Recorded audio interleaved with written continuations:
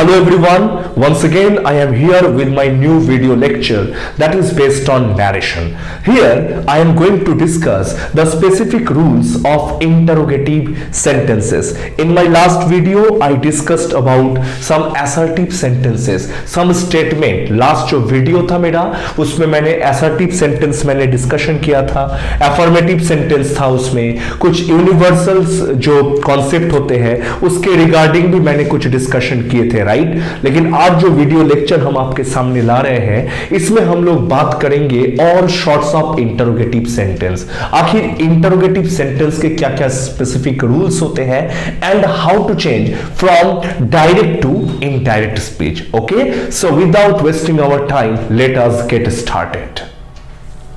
Well, as you can see that what I have used, I have said specific rules. Once again, specific rules and that is based on interrogative sentences. आज जो हम लोग video देख रहे हैं इस video में हम लोग interrogative sentence के बारे में बात करेंगे। Guys, interrogative sentence क्या होता है? Interrogative sentences वो sentences होते हैं those are asked, those are used to ask questions, जिसको हम लोग किस लिए यूज करते हैं ताकि हम लोग क्वेश्चन पूछ पाए, राइट। तो क्वेश्चन पूछने का तरीका बहुत बहुत होता है ना, और हर एक काइंड को हम लोग यहां पे देखेंगे। सबसे जो जनरल मतलब एक फंडामेंटल या बेसिक अगर बात करें इंटरोगेटिव सेंटेंस का तो हम लोग देखेंगे कि इंटरोगेटिव सेंटेंस जनरली दो तरह के होते हैं। First one is known as yes no question that starts with auxiliary verb, और सेकंड जो होता है उसे हम लोग WH क्वेश्चन बोलते हैं, जिसे हम लोग ब्रैकेट में WH टर्म भी लिखा है। अब तुम्हारे मन में ये क्वेश्चन आते हैं कि ये दोनों को डिफरेंशिएट कैसे करें। Very easy to differentiate. मैं देखो, suppose I have asked a question कि व्हाट इज योर नेम। मैं तुम्हें एक क्वेश्चन किया व्हाट इज योर नेम, तुम्हारा नाम क्या है, राइट। अब ये जो क्वेश्चन है इस क्वेश्चन में आपको एक इंफॉर्मेशन देना होगा कि my name is Abhijit, my name is Ram, Shyam, whatever, any name can be there, right. तो यहां पे आपको एक इंफॉर्मेशन सप्लाई करता है। You can not simply say yes. अगर हम आपसे ये पूछे कि वेयर आर यू गोइंग, तुम कहां जा रहे हो, और आप बोल रहे हो yes, it means probably you are eccentric, you are innocent and you are not aware of the dialects और language, how to make communication. Okay, this is beyond you, ये बात है, ठीक है। इसका मतलब जब हम ये क्वेश्चन कर रहे हैं कि वेयर आर यू गोइंग, तो आपका जवाब होना चाहिए कि टू मार्केट या to school, to temple, whatever, right. लेकिन अगर हम आपसे ये क्वेश्चन करें कि did you eat yesterday, did you study yesterday, then आपका जो आंसर है वो हमेशा हो सकता है या तो हां या तो ना, राइट। तो गाइस, आपने देखा कि एक तरह के क्वेश्चन में हमने एक एक्स्ट्रा इंफॉर्मेशन सप्लाई किया, दूसरे जो एक क्वेश्चन थे उसमें सिंपली हम यस और नो बोलकर भी काम चला सकते हैं, राइट। तो इसी के आधार पर हम बोल सकते हैं कि इंटरोगेटिव जो सेंटेंस होंगे ये दो तरह के होंगे। First one yes no question है ना, जिसमें ऑक्सिलरी वर्ब से सेंटेंस शुरू होता है। अब बोलोगे ऑक्सिलरी वर्ब क्या होता है? बेटा, ऑक्सिलरी वर्ब इंग्लिश में जिसको हम लोग हेल्पिंग वर्ब बोलते हैं, प्रोबेबली आपने देखा है ना, is, am, are, was, were, have, has, had, ये सब देखा आपने, और बहुत सारे हैं, शैल है, should, would, can, may, might, dare, need, ought to, must, do, does, did। तो इतने सारे जो मैंने आपको बोला कि उसी को हम लोग क्या बोलते हैं, ऑक्सिलरी वर्ब, राइट। तो ऑक्सिलरी वर्ब्स जिसमें है ना, तो ऑक्सिलरी वर्ब से जो भी सेंटेंस शुरू होता है उसे हम लोग यस नो क्वेश्चन बोलते हैं, और अगर WH टर्म से कोई भी सेंटेंस शुरू होता है तो उसे हम लोग WH क्वेश्चन बोलते हैं। अब WH टर्म कहने का मतलब है, हो सकता है व्हाट, मैंने पूछा व्हाई, वेयर, कौन, हु, विच, कौन सा, राइट। तो इसको हम लोग क्या बोलते हैं, WH क्वेश्चन बोलते हैं, राइट। ये हमारा चैप्टर नहीं है, हमारा टॉपिक है कि किस तरह से हम चेंज करेंगे डायरेक्ट टू इनडायरेक्ट स्पीच और नरेशन। तो देखो, यहां पे थोड़ा सा फोकस करना है कि रिपोर्टिंग वर्ब, ध्यान से देखो, मैंने लिखा रिपोर्टिंग वर्ब। अगर डायरेक्ट नरेशन में रिपोर्टिंग वर्ब अगर सपोज, फिर से रिपीट कर रहे हैं बेटा, ध्यान से सुनोगे, कि अगर ये जो इन्वर्टेड कॉमा के अंदर में है, जो जिसको हम लोग रिपोर्टेड स्पीच बोलते हैं, और डायरेक्ट नरेशन में रिपोर्टेड स्पीच एक क्वेश्चन पूछा गया है, तो अगर वहां पे अगर ये जो तुम रिपोर्टिंग वर्ब देखते हो वहां पे अगर से देखोगे तो उसको इंग्लिश में आस्क बनाएंगे कन्वर्शन के टाइम में, इनडायरेक्ट स्पीच में। अगर सेज देखते हो तो उसको आस्क्स बनाएंगे। इफ यू सी सेड तो उसको हम लोग चेंज करके क्या बनाते हैं, आस्क्ड बनाते हैं। Got it? ओके। और कभी कभी आप चाहो तो इंक्वायर्ड ऑफ भी बना सकते हैं। कभी कभी अगर आप चाहो तो इंक्वायर्ड ऑफ भी बना सकते हैं, बट कंडीशन अप्लाइड कि अगर उसके बाद अगर ऑब्जेक्ट हो तभी भी इंक्वायर्ड ऑफ है होगा, अदरवाइज नहीं होगा। ध्यान से देखो, मैंने यहां पे बोला है ही सेड टू मी, हो सकता था ना कि सेंटेंस में सिर्फ इतना है he said comma inverted comma, तो उस कंडीशन में इंक्वायर्ड ऑफ का यूज नहीं किया जा सकता है। इंक्वायर्ड ऑफ का यूज तब करेंगे जब देयर इज एन ऑब्जेक्ट। तो अगर यहां पे देखो जैसे ही सेड टू मी था, तो यहां पर ये जो सब्जेक्ट है ये आपका रिपोर्टिंग वर्ब है और ये है ऑब्जेक्ट, तो उस केस में आप इंक्वायर्ड ऑफ का यूज कर सकते हैं। Got it? अंडरस्टूड कि इंक्वायर्ड ऑफ तभी होगा जब हम लोग क्या करेंगे, जब हम लोग यहां पे ऑब्जेक्ट का यूज करेंगे। ओके, तो चलो देखते हैं, शुरू करते हैं। सबसे पहले डिस्कशन करेंगे येस नो क्वेश्चन की हाउ टू चेंज। इस येस नो क्वेश्चन को कैसे बदला जाए, बहुत आसान है। येस नो क्वेश्चन को बदलने के लिए करना क्या होगा, सबसे पहले ये सेड टू देखो, मैंने रूल लिखाया कि it would be converted to asked, मैंने इसको आस्क्ड में बदल दिया। चलो बहुत सही बात। अगर आप चाहे तो ही इंक्वायर्ड ऑफ मी भी कर सकते थे, अदरवाइज आपने किया है he asked me, that is obviously correct. ठीक है, उसके बाद जो भी तुम इन्वर्टेड कॉमा यहां पे देखोगे, just in place of the inverted comma एक ट्रिक याद रखना है, या तो वेदर या तो इफ। आपको क्या यूज करना है, आप इफ भी यूज कर सकते हैं, ये सेंटेंस का स्ट्रक्चर है, आपको समझना होगा। या तो आप वेदर को यूज कर सकते हैं, राइट। तो आप यहां पे क्या यूज किया आपने, इफ और वेदर, उसके जस्ट बाद आपको सब्जेक्ट को यूज करना है। तो बेटा मैंने शायद आपको रूल पढ़ाया था SON 1 2 3, मेरे लास्ट वीडियो लेक्चर में आपको पता चल जाएगा कि आखिर क्या है। 1 फर्स्ट पर्सन में मैं बताया था, 2 सेकंड पर्सन, 3 थर्ड पर्सन। मैंने ये भी बताया था कि जो फर्स्ट पर्सन है that changes according to subject, जो सेकंड पर्सन है that changes according to object, and if it is third person so there is no change, मैंने ये भी बताया था। ऑलराइट, तो हम लोग क्या करेंगे, यहां पर देखेंगे सब्जेक्ट कौन है, तो सब्जेक्ट है यू। तो सब्जेक्ट है you and you is second person, तो बेटा यहां पे देखिए सेकंड पर्सन अगर है तो ऑब्जेक्ट के अकॉर्डिंग बदलेगा। तो यहां पर देखो ऑब्जेक्ट कौन है, मी, और एज बिकॉज यहां पे ये सब्जेक्ट है तो इसी ऑब्जेक्ट को यहां पे हम लोग सब्जेक्टिव केस के तौर पर यूज करेंगे, तो इसीलिए वहां पे क्या हो गया, आई हो गया।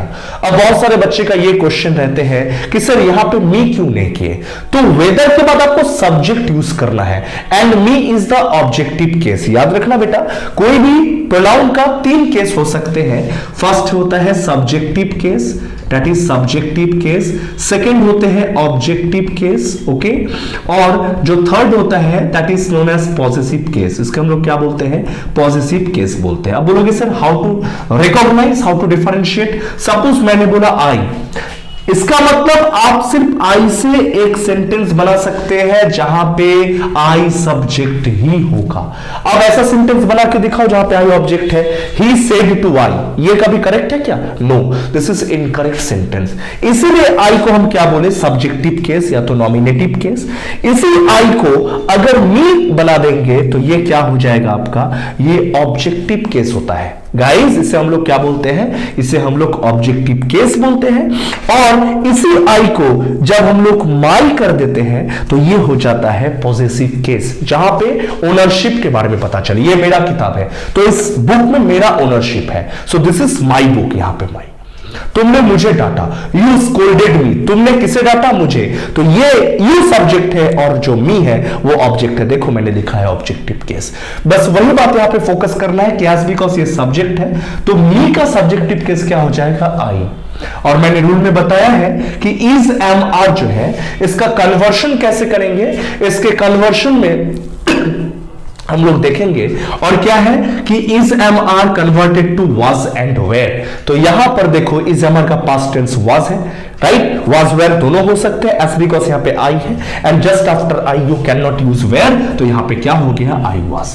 रेस्ट जो भी है गोइंग टू कॉलेज वो सेम रहेगा, going to college. I do hope you have understood. चलो फिर दूसरा एग्जांपल बोले, मैंने बोला कि ही सेड टू श्याम, उसने श्याम को बोला have you an extra copy, तो ये भी देखो बेटा ये सेंटेंस में हैव से शुरू हुआ है। आई हैव ऑलरेडी टोल्ड कि जो भी ऑक्सिलरी वर्ब से शुरू होगा उसी को हम लोग क्या बोलते हैं, उसी को हम लोग यस नो क्वेश्चन बोलते हैं, राइट। तो have you an extra copy, तो कैसे बनाएंगे, देखो he inquired of Shyam, this is also correct. आप अगर लिखते हैं कि ही आस्क्ड श्याम, ये भी सही है। मैंने बताया था इन्वर्टेड कॉमा की जगह में इफ या वेदर, वो भी सही है। उसके बाद सब्जेक्ट यूज करो, तो बेटा यू है, पहले देख लो यू सेकंड पर्सन चेंज होगा ऑब्जेक्ट को देखकर, ऑब्जेक्ट कौन है श्याम, इसलिए यहां पे हो गया ही। नेक्स्ट देखो हैव और हैज का पास्ट फॉर्म यूज करेंगे, तो हैव और हैज का पास्ट फॉर्म क्या है, had, so I have used here had. उसके बाद क्या बचा ऑब्जेक्ट एन एक्स्ट्रा कॉपी, तो आप भी लिखे N extra copy. Guys probably ये जो कॉन्सेप्ट है ये पूरी तरह से क्लियर है तुम्हारे सामने, right, this is quite clear, मुझे ऐसा लगता है। लेकिन फिर भी अगर कोई डाउट है तो just let me know in my comment section, so in my when I just have some spare time I will surely clarify all your doubts, okay. तो this was all about yes no question, but if the reporting speech or the reported speech is in the WH question, then what rule should I follow? तो rule same ही रहेगा, सिर्फ changing इतना है कि ये जो ही, if और weather आप यूज कर रहे थे अब ये खत्म हो जाएगा और वहां पे आपको WH टर्म को यूज करना होगा। दैट इज ओनली डिफरेंशिएशन, यही सिर्फ दोनों के बीच में एक मतलब एक डिफरेंस क्रिएट करता है। अब देखो ये वाली, मैंने बोला कि he said to her comma inverted comma what do you want, ठीक है। तो आप मुझे ये बता दो कि he said to her, very simple, he के जगह ही, ये जो सेड टू है ये कन्वर्ट हो गया आस्क्ड में, देयर आफ्टर ये जो, सॉरी थोड़ा सा मिस्टेक हो गया है, यहाँ पे हर है तो आप भी क्या करेंगे यहाँ पे हर, ओके। तो देखो he asked and her, it would be her. यहां पे जो WH क्वेश्चन है, ये जो WH क्वेश्चन है that is different from yes no question. यहां पर यस नो क्वेश्चन तो नहीं है, WH क्वेश्चन है, तो आपको इफ और वेदर का यूज नहीं करना है। यू मस्ट रिमेंबर वहां पे इफ नहीं होगा, वहां पे वेदर नहीं होगा, एंड वहां पे दैट, ये सब जितने भी कंजंक्शंस है, दीज आर कंजंक्शंस, ये कंजंक्शंस वहां पे यूज नहीं होते हैं। तो क्या हो जाएगा, व्हाट वुड बी व्हाट, मैंने सेम लिखा है कि WH टर्म को यूज करो। Which WH term should be used, same जो भी व्हाट है व्हाट। उसके बाद मैंने बताया था, याद करो बेटा, इफ और वेदर के बाद सब्जेक्ट यूज करना है, तो यहां पे कौन है, you, use the second person, changes according to object, object है हर, तो यहां पे हो गया, देखो just a minute, you, okay. तो यहां पे हो गया, देखो बेटा हर है तो ये second person according to object तो हर था, तो यहां पे क्या हो जाएगा, शी, क्या हो जाएगा, शी। एंड वांट का जो वर्ब टू होता है वांटेड, अब मैंने यहां पे लिखा वांटेड। अब यहां पे एक कंफ्यूजन क्रिएट हो सकता है कि sir what do you want है, ओके। तो मुझे एक बात बताओ, What do you want? तो कुछ प्रॉब्लम्स ऐसे होते हैं, ध्यान से देखो, बच्चे के दिमाग में ये काम करता है, आप लोग भी शायद यही सोच रहे होंगे, सर यहां पे लिखा हुआ है What do you want, right, ध्यान से देखो, ओके, जस्ट वेट, ओके, क्या लिखा हुआ है कि What do you want, right, What do you want, okay, ये लिखा हुआ है। What do you want का मतलब ही होता है बेटा What you want, तुम क्या चाहते हो या तुम जो चाहते हो, ठीक है। तो अब बच्चे गलती कहां पे करेंगे, बच्चे करते हैं क्या कि इसको देखते हैं और लिखते हैं कि सर ने तो सिखाया है व्हाट, यहाँ पे जो यू था वो शी में कन्वर्ट हो गया, उसके बाद ये जो डू है इसको डीड कर दिया, कुछ बच्चे वांट को भी वांटेड कर देता है, और कुछ बच्चे थोड़ा सा एक्सपर्ट है तो वो डू को डीड करता है, और ये वांट को वांट ही छोड़ देता है। आपको बता दे कि व्हाट शी डिड वांट, इस तरह का कुछ भी सेंटेंस कभी भी क्रिएट नहीं हो सकता है according to the grammar aspect और the rules regulation structure of the sentence. ये एकदम गलत तरीका है ना। तो आखिर हाउ टू सॉल्व दिस, तो बहुत आसान सा तरीका है, आप जस्ट देखो कि कौन से टेंस में है। तो व्हाट डू यू वांट कौन सा टेंस में है बेटा, आपको याद रखना है कि दिस इज सिंपल प्रेजेंट। क्या है, सिंपल प्रेजेंट। क्या है बेटा, सिंपल प्रेजेंट, आई रिपीट। तो इसको चेंज कैसे करेंगे, रूल में मैंने बताया था कि सिंपल प्रेजेंट अगर है तो वो सिंपल पास्ट में कन्वर्ट होता है। क्या होता है? सिंपल पास्ट में कन्वर्ट होता है। तो सिंपल पास्ट का रूल क्या होता है? Subject plus verb two plus object. Very simple. तो आपको करना क्या? सब्जेक्ट, शी हो गया subject, verb two wanted, object there is no object so I have used no object over there. यहीं पे गलती बच्चे कर देते हैं। और मैं आपको कुछ एग्जाम्पल बताता हूं सो दैट आप बहुत अच्छे से इसको समझ पाओ। Okay, now I am just writing some more examples. Okay, कुछ और एग्जाम्पल्स देख लेते हैं। चलो शुरू करते हैं। सपोज मैंने बोला कि Raj said to me, Raj said to me comma inverted comma. ध्यान से देखो, Raj said to me comma inverted comma, इस तरह का सेंटेंस है। अब इस सेंटेंस में हम लोग क्या करेंगे? इस सेंटेंस में मैंने कोई भी रिपोर्टेड स्पीच लगा दिया। यहां पर देखो कि where did you go, where did you go. Okay, चलो question mark inverted comma close. अब इसको बदलना है तो बच्चे कैसे बदलेंगे? देखो, राज सेड टू क्या हो जाएगा? या तो आस्क्ड करो या तो इंक्वायर्ड ऑफ करो। यहां पे मी हो गया, दैट्स इट। इसके बाद WH टर्म है वेयर, तो आप भी लिखेंगे वेयर। जस्ट वेयर के बाद सब्जेक्ट यूज करो, सेकेंड पर्सन है तो ये है मी, तो यहां पे हो जाएगा आई। अब क्या? What next? अब होता क्या है? बच्चे कुछ करते हैं, ये जो डीड है इसको हैड डन कर देते हैं, हैड डन, और उसके बाद जो बचा है गो उसको लिखते हैं गो। आप मुझे बताओ क्या ये कोई सेंटेंस है? Raj asked where I, Raj asked me where I had gone go. What does this mean? Okay, और कुछ बच्चे तो यहां पे ऐसे भी करते हैं, देख सॉरी यहां पे डन था, right? I what I had done go, is it any correct sentence? 100% it is wrong sentence. तो to avoid this mistake what we are required to do, हम लोग को करना क्या है? हम लोग को सिर्फ देखना है कि ये कौन से टेंस में है। वेयर डिड यू गो, शायद आपको पता हो बेटा, डिड जो आता है वो हमेशा सिंपल पास्ट में आता है। किस में आता है? Simple past. तो सिंपल पास्ट अगर ऑलरेडी है तो जब नरेशन चेंज करते हैं, मैंने आपको बताया था, ये कन्वर्ट हो जाता है पास्ट परफेक्ट में। It converts itself into past perfect. ये क्या चीज में कन्वर्ट होगा? पास्ट परफेक्ट में कन्वर्ट होगा। एंड पास्ट परफेक्ट का रूल क्या होता है कि subject plus had plus verb 3 plus object, ये होता है रूल।